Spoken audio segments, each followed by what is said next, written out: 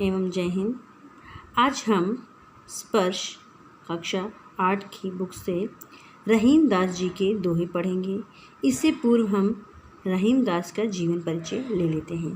बच्चों, रहीम दास का जो जन्म है वो लाहौर यानी जो अब पाकिस्तान में है हो गया है, वहाँ 1556 में हुआ था। इनका पूरा नाम अब्दुल रहीम खान खाना था। रहीम अरबी, फ़ारसी, संस्कृत और हिंदी के अच्छे जानकार थे। इनकी नीतिपरक उक्तियों पर संस्कृत कवियों की स्पष्ट छाप परिलक्षित होती है। रहीम मध्ययुगीन दरबारी संस्कृत के प्रतिनिधि कवि माने जाते हैं। अकबर के दरबार में हिंदी कवियों में इनका महत्वपूर्ण स्थान था। रहीम अकबर के 9 रत्नों में से एक थे। रहीम के काव्य का मुख्य विषय श्रृंगार, नीति और भक्ति है। रहीम बहुत लोकप्रिय कवि थे। इनके दोहे सर्वसाधारण को आसानी से याद हो जाते थे। इनकी नीतिपरक दोहे ज़्यादा प्रचलित हैं, जिनमें दैनिक जीवन के दृष्टांत देकर कवि ने उन्हें सहज, सरल और बोधगम यानी समझने योग्य बना दिया है। रहीम को अवधी और ब्रज दोनों भाषाओं पर समान अधिकार था। इन्होंने अपने काव्य में प्रभावपूर्ण भाषा का प्रयोग किया है। रहीम की प्रमुख कृतियां हैं रहीम सतसाई, श्रृंगार सतसाई, मदनाष्टक, रास पंचाध्यायी, रहीम रत्नावली, 12वें भास्विक भेद वर्णन। ये सभी कृतियां रहीम ग्रंथावली में समाहित हैं। जो प्रस्तुत पाठ में रहीम के नीतिपरक दोहे दिए गए हैं, और ये दोहे जहाँ एक ओर पाठक को औरों के साथ कैसा बर्ताव करना चाहिए इसकी शिक्षा देते हैं, तो दूसरी ओर वही मानव मात्र को कारणीय और अकारणीय आचरण की भी नसीहत यानी सीख देते हैं। इन्हें एक बार पढ़े लेने के बाद भूल पाना संभव नहीं है, यानी इनको भूला नहीं जा सकता है बच्चों। उनकी स्थिति का सामना होते ही इनका याद आना लाजमी है, इनमें चित्रण भी है। मतलब उनके दोहों को पढ़ो तो ऐसा लगे जैसे सामने चित्र चल रहा है। बच्चों, अब बात करते हैं रहीम दास के दोहों की, जिसमें इनका पहला दोहा है। इन्होंने अपने पहले दोहे में कहा है, रहीमन धागा प्रेम का मत तोड़ो चटकाए, टूटे से फिर ना मिले गांठ पड़ जाए। कहने का तात्पर्य यह है कि रहीम दास जी जो हैं कहते हैं कि किसी के साथ भी प्रेम का जो रिश्ता है उसे तोड़ना नहीं चाहिए। अगर एक बार ये रिश्ता टूट जाता है तो फिर पहले जैसा यह रिश्ता नहीं रह जाता है, और हम लाख कोशिश करें कि पहले जैसा ये रिश्ता हो जाए तो नहीं होगा। और किसी कारणवश अगर रिश्ता जुड़ भी जाता है तो उसमें गांठ पड़ जाती है, अर्थात एक खटास सी रह जाती है, पहले की जैसे प्रेम नहीं रह जाएगा। ठीक है बच्चों। दूसरे दोहे में उन्होंने कहा है, रहीमन निज मन की बिथा मन ही राखो गोय, सुनी अठियेले लोग सब बाटी ना लई है कोई। रहीम दास जी कहते हैं कि हे मनुष्यों, हे मानव, अपने मन की जो तकलीफ़ है, दुख है, दर्द है, उसे अपने मन में ही रखो, क्योंकि सब तो सुन लेंगे। मन की जो भी तकलीफ़ है उसे अपने मन में ही रखना चाहिए, सबके साथ उसे बांटना नहीं चाहिए, क्योंकि सुनेंगे तो हर कोई, लेकिन सब कोई एक जैसा नहीं होता है। कुछ लोग उसका मज़ा लेंगे, आपकी तकलीफ़ का और ज़्यादा मज़ा लेंगे, इसीलिए इसे सबके साथ बांटना नहीं चाहिए। और जो तीसरा दोहा देखिए, एकई साधे सब साधई, सब साधे सब जाए, रहीमन मूलही सिचिबो फूलई फलई अघाय। रहीम दास जी कहते हैं, इस दोहे में रहीम दास जी कहते हैं कि एक के साधने से सब सज जाते हैं, अर्थात एक जब बेड़ा उठाता है सबको का उद्धार करने के लिए, तो वह सफल हो जाता है। लेकिन जब सब अगुआकार बन जाते हैं, सब अपने आप को तीर मास खान समझने लगते हैं या बहुत समझदार समझने लगते हैं, तो कोई किसी को भी नहीं संभाल पाता है और सब काम जो है बिगड़ जाता है। मतलब एक के करने पर वो काम हो जाता है, और अगर सब चाहें कि सब नेतृत्व करें तो कोई भी काम बन नहीं सकता है। कि आगे कहते हैं रहीमदास मूल ही सींचबो, कि कहते कि अगर एक माली जो है फूलों को सींचता है तो फूल फलते हैं।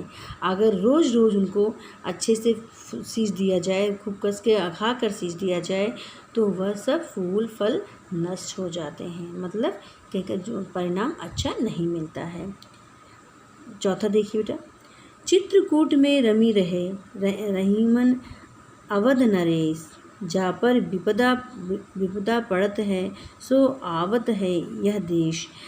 इसमें रहीमदास जी कहते हैं कि अवध की नरेश अर्थात राम अपनी पत्नी सीता और लक्ष्मण के साथ जब उन्हें वनवास दिया गया था को प्राप्त हुआ था, तो वे कुछ दिन तक चित्रकूट में ही रहे और वहाँ रहकर वहाँ की जन्मभूमि में रमे रहे, वहाँ की मिट्टी में रमे रहे। इसी तरह वो मिट्टी जो है, चित्रकूट की मिट्टी जो है पावन हो गई। आज जब भी किसी को तकलीफ़ होती है, दुख होता है, और वह चित्रकूट की ओर आ जाता है। कहने का भाव यह है कि आज जो भक्तजन हैं उस मिट्टी को एकदम पवित्र मानने लगे हैं, क्योंकि यहाँ पर सब अपना सब कुछ त्याग करके राम अपने पत्नी और लक्ष्मण के साथ यहाँ रहे थे, यहाँ की धरती को पावन कर दिया है। अर्थात यहाँ पे आकर बहुत ही ज़्यादा शांति की प्राप्ति होती है। दीर्घ दोहा अर्थ के आखर थोरे अही, ज्यों रहीम नट कुंडली सिमटी कूदी चढ़ी जाई। रहीमदास जी कहते हैं कि इस दोहे में रहीमदास जी कहते हैं कि दोहा बहुत लंबा हो और उसका अर्थ ना हो तो कोई मतलब नहीं होता है। थोड़ा सा छोटा ही रहे पर उसका अर्थ जो है विशाल हो तो मायने रखता है। जैसे वो कहते हैं कि उनकी नट यानी नाटक रहते हैं, कुंडली रहती हैं, उसमें विशाल अर्थ छिपा रहता है, और जिससे वह थोड़े में बहुत बड़ी बात कह देते हैं। आगे देखिए बच्चों, धनी रहीम जल पंख को लघु जिए, पियत अघाय उधी बड़ाई कौन है, जगत पियासो जाए। रहीमदास जी इस दोहे में कहते हैं कि क्योंकि वह जो पंख है वो कीचड़ है, जल में रहने वाला वो कीचड़ जो है वो बहुत ही भाग्यशाली है कि जो कि आघात जी भर जल पीता है, बड़े थोड़े समय के लिए जीता है, लेकिन अत्यधिक पानी पीता है, मतलब पूरी तरह से संतुष्ट होता है। जिसका जीवन तो छोटा होता है परंतु वह जब तक रहता है तब तक उसे पानी की प्राप्ति होती रहती है। और वो जो सागर है वो किस काम का है, उसकी क्या तारीफ की जाए। है तो बहुत विशाल, लेकिन वो किसी की प्यास को शांत नहीं कर सकता है। अतः उस जल का कोई महत्व नहीं होता, जो कि का नाम जो विशाल होने के बावजूद अगर किसी की प्यास को बुझा नहीं सकता तो किसी काम का नहीं। और वहीं वो जल महान है जो एक पंख का जीवन जो है पंख को की प्यास बुझा देता है, यानी कीचड़ की प्यास को बुझा देता है। वो जल महान है जो थोड़े समय के लिए ही है, परंतु कीचड़ का जो प्यास है उसको बुझा देता है। बच्चों आगे देखिए, नाद रीझी तन देत मृग नर धन हेत समेत, ते रहीम पशु से अधिक रज्यों कछु न देत। रहीमदास जी कहते हैं कि संगीत की ध्वनि जो है इस तन को इस मृग के जो शरीर को वो मग्न मुग्ध कर देती है। जैसे जैसे धन की जो मनुष्य को धन की सुगंध है या उसको अपने में समेट लेती है, या मनुष्य जो है धन में इतना ज़्यादा खो जाता है कि वह उसे और किसी चीज़ का नशा जो है उसे ऐसे खो जाता है कि उसे और किसी चीज़ का फिर होश नहीं रहता है। उसी प्रकार जो मृग को संगीत का उसका मृग का जो शरीर है वो संगीत की धुन में रमा रहता है। आगे रहीम दास जी कहते हैं कि पशुओं को कहने का भाव यह है कि मृग जो है वो संगीत की धुन में इतना ज़्यादा मग्न हो जाता है कि अपना शरीर दे बैठता है, अर्थात मृत्यु को प्राप्त हो जाता है। ठीक है।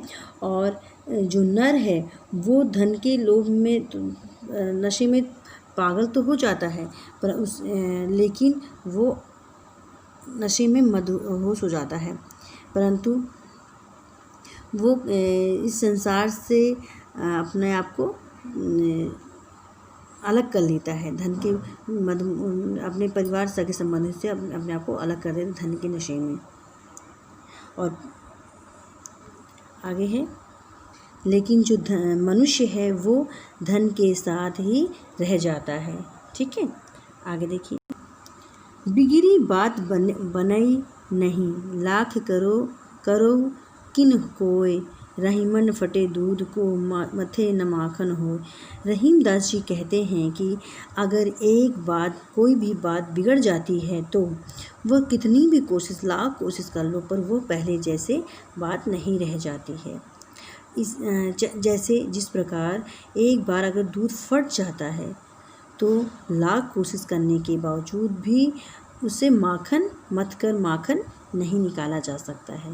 कहने का मतलब यह है कि अगर किसी के हृदय में कोई घाव हो जाता है, कोई दूसरा इंसान उसके हृदय में घाव कर देता है या तकलीफ़ दे देता है, तो वह टीस जो है हमेशा रह जाती है और वो पहले जैसे रिश्ता नहीं रह जाता है। रहीमन देखी बड़ेन को लघु न दीजिए डारी, जहाँ काम आवे सुई कहाँ करे तरवरी। रहीम दास जी इस दोहे में रहीम दास जी कहते हैं कि जहाँ छोटी चीज़ से काम बन जाता है वहाँ बड़े चीज़ों का क्या इस्तेमाल है। कहने का भाव यह है कि जहाँ सुई से काम बन जाता है वहाँ तलवार का कोई काम नहीं होता है। जहाँ मीठे शब्दों से काम चल जाए वहाँ लड़ाई झगड़े का कोई मतलब नहीं होता है। आगे अगले दोहे में कहा है रहीम दास ने, रहीमन निज संपत्ति बिना कोऊ न विपत्ति सहाय, बिनु पानी जूं जलज को नहीं रवि सके बचाए। रहीम दास जी कहते हैं कि अगर अपनी संपत्ति खुद की संपत्ति नहीं होता है तो विपत्ति में कोई भी सहायक नहीं होता है। जिस प्रकार अगर जलज यानी कमल में पानी नहीं है, अर्थात बिना पानी का कमल है, तो उसे रवि भी चाहकर भी नहीं बचा सकता, यानी उसको मुरझाने से सूखने से रवि भी नहीं बचा सकता है। कहने का भाव यही है कि अपने पास अगर कोई रहता है, संपत्ति रहती है, यानी संपत्ति रूपी परिवार होता है, तो विपत्ति में परिवार ही काम आता है और दुनिया काम नहीं आती है। ठीक है। आगे देखिए बच्चों, रहीमन पानी राखिए बिनु पानी सब सोन, पानी गए न उबरे मोती मानुष चून। रहीम दास जी इस दोहे में कहते हैं कि मनुष्य को अपने पास पानी रखना चाहिए, अर्थात पानी में कई अर्थ छिपे हुए हैं। पानी का अर्थ होता है इज्जत, सम्मान, चमक, और जल। तो बच्चे इस पानी में 3 अर्थ चिपके हुए हैं। इस यहाँ श्लेष अलंकार है। बिना पानी के ये संसार जो है अधूरा है, सूना है। पानी से नहीं, बिना पानी के किसी को ये चीज़ें प्राप्त नहीं। जैसे मोती को चमक नहीं मिल सकती है, मनुष्य को बिना पानी के यानी इज्जत के उस संसार में सर उठा के जी नहीं सकता है। और चून यानी कि जो चूना है वो आटा, वो बिना पानी के उसका कोई भी इस्तेमाल नहीं रहता है। तो ये पानी पानी का बहुत बड़ा महत्व है और इस पानी को बनाए रखना चाहिए। धन्यवाद बच्चों।